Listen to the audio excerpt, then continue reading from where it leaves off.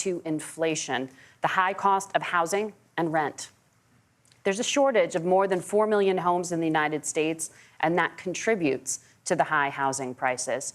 Governor Walz, the Harris campaign promises a $25,000 down payment assistance for first-time home buyers and a $10,000 tax credit.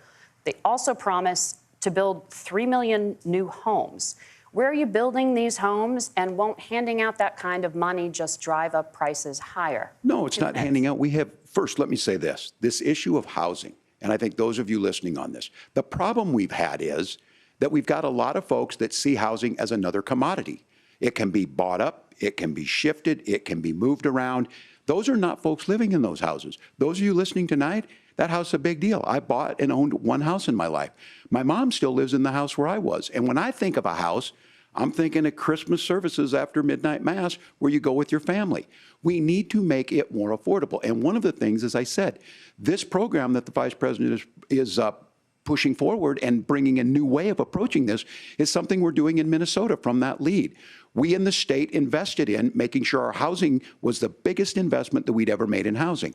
It starts to make it easier. We cut some of the red tape. Local folks, look, we can't do it at the federal level, but local folks make it easier to build those homes. And then that down payment assistance. I can tell all of you out there, certainly for me, using the GI Bill was one thing, but a veteran's home loan, the big thing about a veteran's home loan is you don't have to pay the down payment. Those are things that make it there. Now, look, you're going to pay it back, and you're going to pay your mortgage. Those are things that we know in the long run, the appreciated value, the generational wealth that's created from it. And I will give Minneapolis an example. Minneapolis is the one city where we've seen the lowest inflation rates. We've seen a 12% increase in stock because we've put some of these things in, and we're implementing a state program to make sure we give some of that down payment assistance. We get it back from people because here's what we know. People with stable housing end up with stable jobs. People with stable housing have their kids able to get to school. All of those things in the long run end up saving our money. And that's the thing that I think we should be able to find some common ground in, but we can't blame immigrants for the only reason. That's not the case that's happening in many cities. The fact of the matter is that we don't have enough naturally affordable housing, but we can make sure that the government's there to help kickstart it, create that base. Governor, your time is up. Senator Vance, as far as your campaign's position, the promise is to seize federal lands to build homes, remove regulation, provide tax breaks, and cut back on immigration, which you say pushes up prices. Where are you going to build all the new homes you're promising, and what part of any of this plan will provide immediate relief? You have 2 minutes. Well, first of all, Tim just said something that I agree with. We don't want to blame immigrants for higher housing prices, but we do want to blame Kamala Harris for letting in millions of illegal aliens into this country, which does drive up costs, Tim. 25 million illegal aliens competing with Americans for scarce homes is one of the most significant drivers of home prices in the country. It's why we have massive increases in home prices that have happened right alongside massive increases in illegal alien populations under Kamala Harris's leadership. Now, Tim just mentioned a bunch of ideas.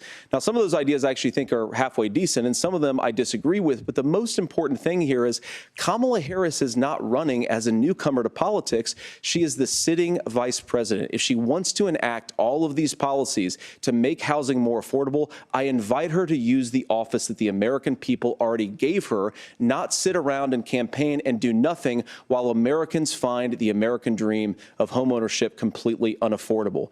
Now, you asked, Margaret, what would immediately change the equation for American citizens if you lower energy prices? As Donald Trump says, drill, baby, drill. One of the biggest drivers of housing costs, aside from illegal immigration, is, think about it. If a truck driver is paying 40% more for diesel, then the lumber he's delivering to the job site to build the house is also going to become a lot more expensive. If we open up American energy, you will get immediate pricing relief for American citizens, not, by the way, just in housing, but in a whole host of other economic goods, too. Senator Vance, you still have 23 seconds there. Do you want to answer? Can I have it? Where, yeah. Governor, we will get to you in a moment. But, Senator, where are you going to seize the federal lands? Can you clarify? Well, what Donald Trump has said is we have a lot of federal lands that aren't being used for anything. They're not being used for national park. They're not being used, and they could be places where we build a lot of housing. And I do think that we should be opening up building in this country. We have a lot of land that could be used. We have a lot of Americans that need homes. We should be kicking out illegal immigrants who are competing for those homes, and we should be building more homes for the American citizens who deserve to be here. Senator, your time is up. Governor, I do want to let you respond to the allegation that the vice president is letting in Well, of course, that's not true. And again, you have the facts. I guess we prices. agreed not to fact check. I'll check it. That, look, crossings are down compared to when Donald Trump left office. But it's, again, blaming and not trying to find the solution. I was going to ask, though, on this question, are we going to drill and build houses in the same federal land? And I think when people hear federal lands, these are really important pieces of land. Now, Minnesota doesn't have a lot of federal lands. I know in the western part of the countries we do.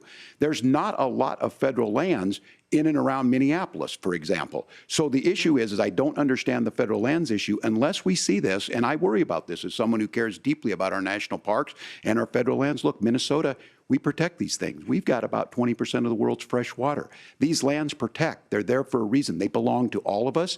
But again, this is when you view housing and you view these things as commodities.